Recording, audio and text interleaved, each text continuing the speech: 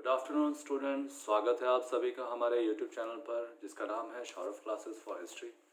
आज मैं आप लोगों के लिए एमए सेमेस्टर 1 से सब्जेक्ट कोड FC1 जिसका नाम है प्रिंसिपल ऑफ हिस्ट्री से एक टॉपिक लेकर आप लोगों के सामने उपस्थित हुआ हूँ। ये टॉपिक यूनिट 4 में है जिसका नाम है जनरलाइजेशन। जनरलाइजेशन को हम लोग हिंदी में सामान्यीकरण भी कहेंगे। तो चलिए सामान्यीकरण को समझते हैं और उसके विविध तत्वों को समझने का प्रयास करते हैं। E.H. कार के अनुसार इतिहास को सामान्यीकरण के सिद्धांत से अलग करना उपहासप्रद एवं मूर्खतापूर्ण है। इतिहास सामान्यीकरण पर आधारित और विकसित होता है। एल्टन ने भी सामान्यीकरण के इतिहास का अभिन्न अंग स्वीकार किया है। उसके अनुसार इतिहास तथा ऐतिहासिक तथ्यों के संकलनकर्ता में अंतर का आधार सामान्यीकरण का सिद्धांत है। अरस्तु ने इतिहास में सामान्यीकरण के प्रश्न को सबसे पहले उठाया था। उनके अनुसार इतिहास की अपेक्षा कविता अधिक गंभीर तथा दर्शनपूर्ण है, क्योंकि कविता का प्रत्यक्ष संबंध सामान्य से है और इतिहास का संबंध विशेष से होता है। ब्यूरी ने लिखा है कि इतिहास में सामान्यीकरण की कुछ प्रवृत्तियों एवं नियमों का आभास होता है। इतिहास की कुछ प्रमुख घटनाओं के आधार पर इस तर्क की पुष्टि की जा सकती है। कैवुर के नेतृत्व में जो 1861 ईस्वी में एकीकरण हुआ तथा बिस्मार्क के नेतृत्व में जर्मनी के एकीकरण के पश्चात इतिहासकारों ने सामान्यीकरण सिद्धांत के आधार पर यह कहना प्रारंभ कर दिया कि राष्ट्रीयता के सिद्धांत की उपेक्षा करना इतिहास की गति से टकराना जैसा होगा। वियना कांग्रेस जो 1815 ईस्वी में संपन्न हुई थी, इसके द्वारा राष्ट्रीयता की उपेक्षा का परिणाम 19वीं सदी में राष्ट्रीयता की भावना का विकास के रूप में सामने आई। सामान्यीकरण सिद्धांत के आधार पर इतिहासकार कहता है कि नेपोलियन तथा हिटलर की विफलता इस तथ्य का स्पष्ट प्रमाण है कि कोई संपूर्ण यूरोप पर शासन नहीं कर सकता। संपूर्ण यूरोप को नियंत्रित करना किसी एक व्यक्ति के सामर्थ्य से बाहर है। इस प्रकार का प्रयास से महत्वाकांक्षी व्यक्तियों का उद्देश्य विफल होगा। इतिहास का संबंध विशेष रहता है, फिर भी इसमें सामान्यीकरण के तत्व होते हैं।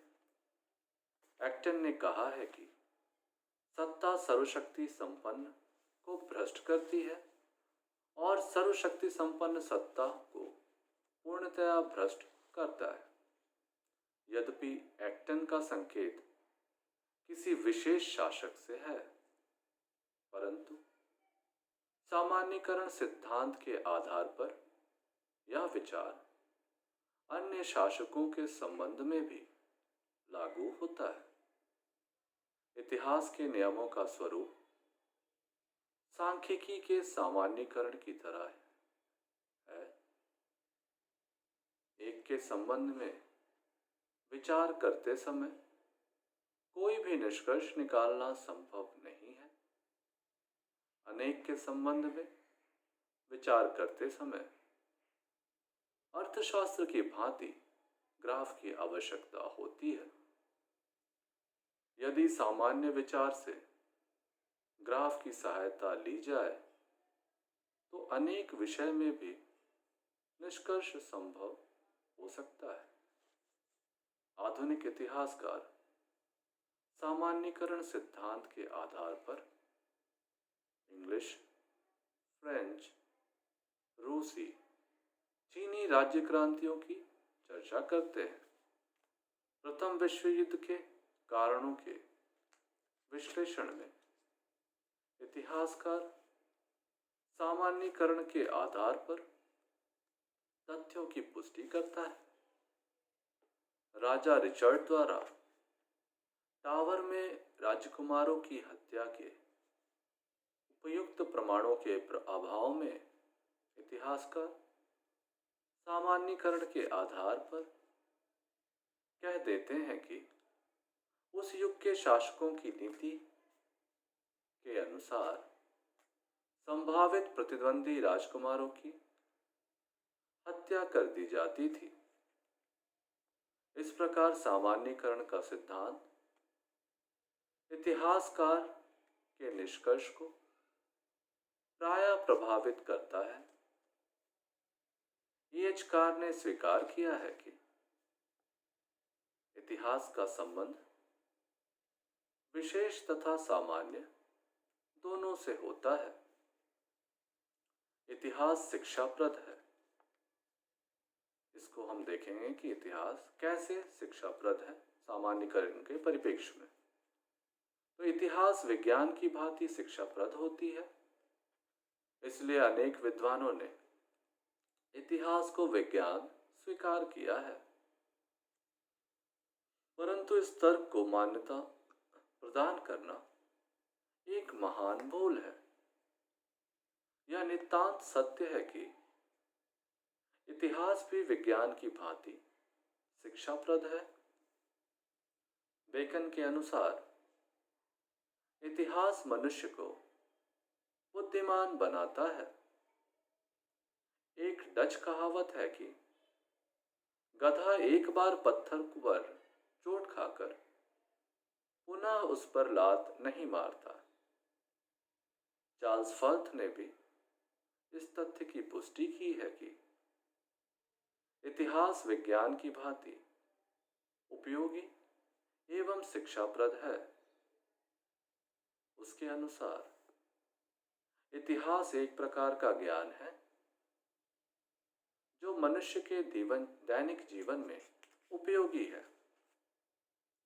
अपने विचार की पुष्टि में उन्होंने सर वाल्टर रैले के तर्क को प्रस्तुत किया है कि इतिहास का उद्देश्य अतीत के उदाहरणों से ऐसी शिक्षा प्रदान करना है जो हमारी इच्छाओं तथा कार्यों का मार्गदर्शन कर सके।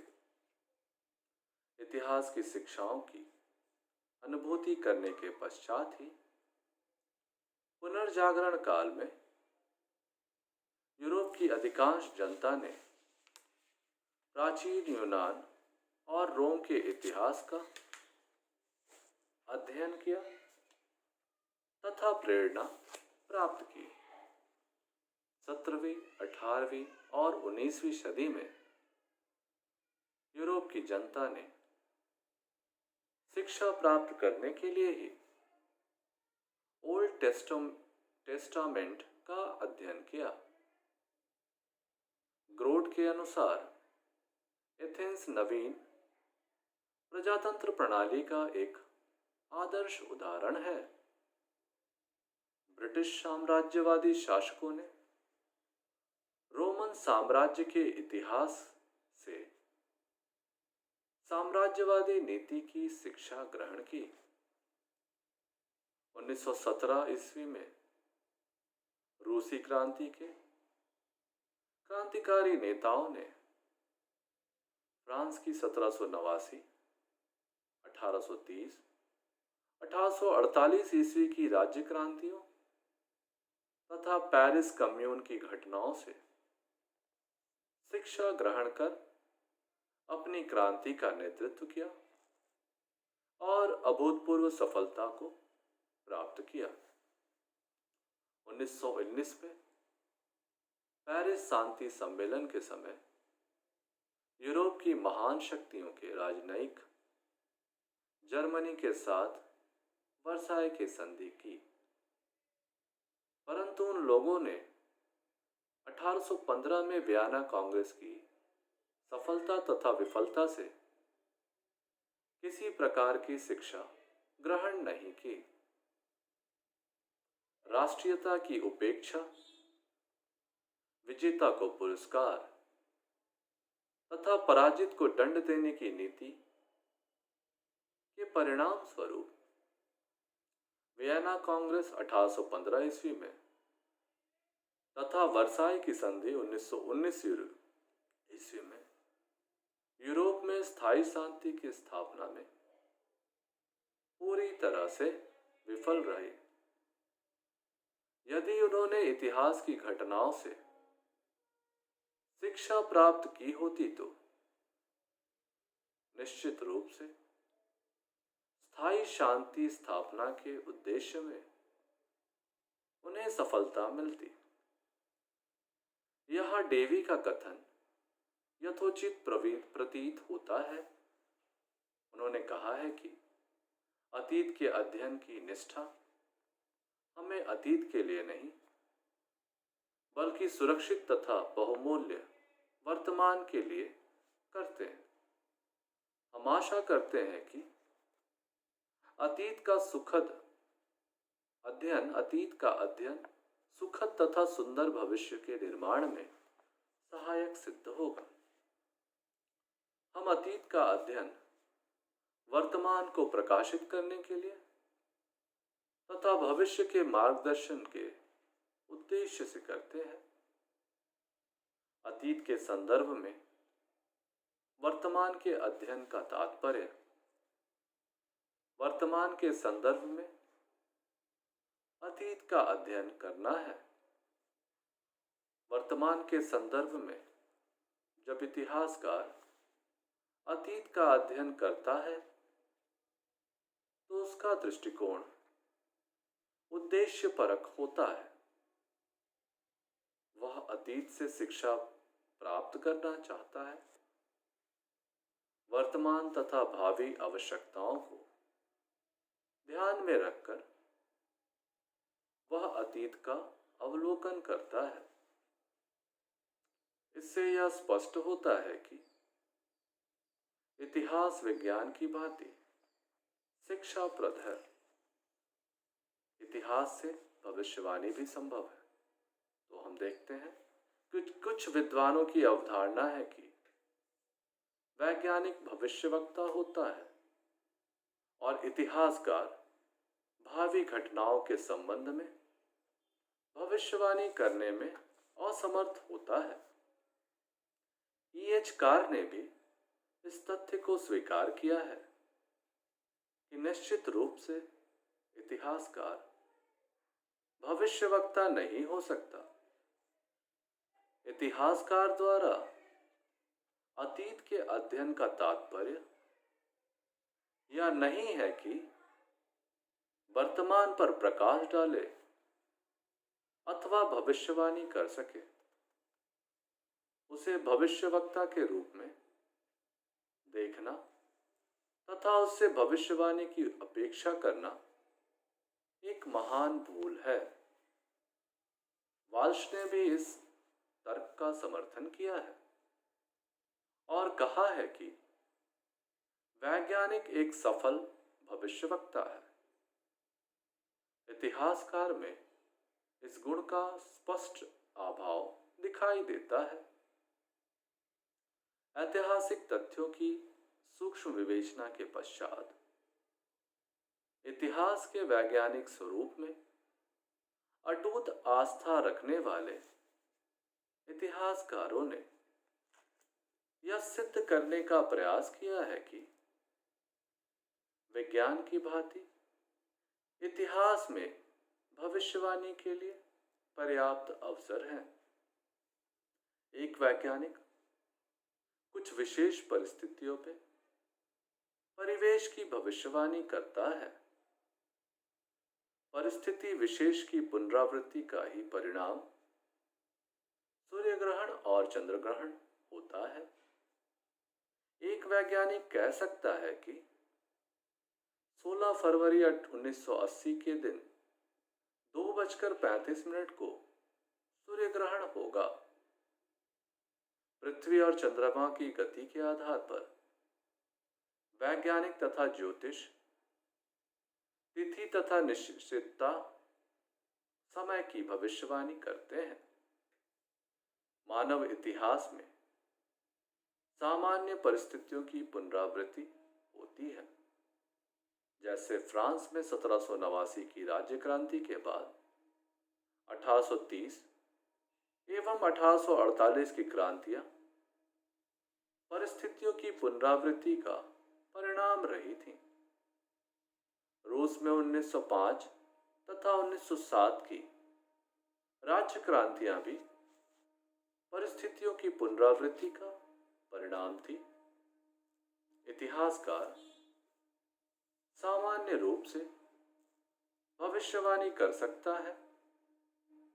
यदि क्रांति की परिस्थितियों की पुनरावृत्ति किसी भी स्थान और समय में होगी तो उसके परिणाम स्वरूप क्रांति का होना निश्चित होगा।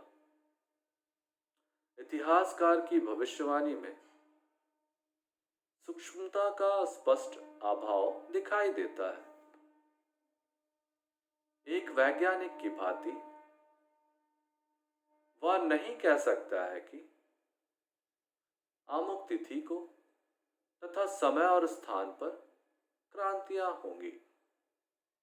इसका कारण यह है कि अंतरिक्ष में नक्षत्रों की गति निश्चित होती है, जबकि इतिहास की गति में इसका स्पष्ट अभाव दिखाई देता है। परिस्थितियों के परिवेश में इतिहासकार घटना के संबंध में भविष्यवाणी करता है। अफ्रीका के मूल निवासियों में बढ़ती हुई राष्ट्रीयता की भावना तथा रोडेशिया की स्वतंत्रता के आधार पर कोई भी इतिहासकार भविष्यवाणी कर सकता है कि बहुसंख्यक मूल निवासियों पर अल्पसंख्यक श्वेतों के शासन का अंत होना निश्चित है।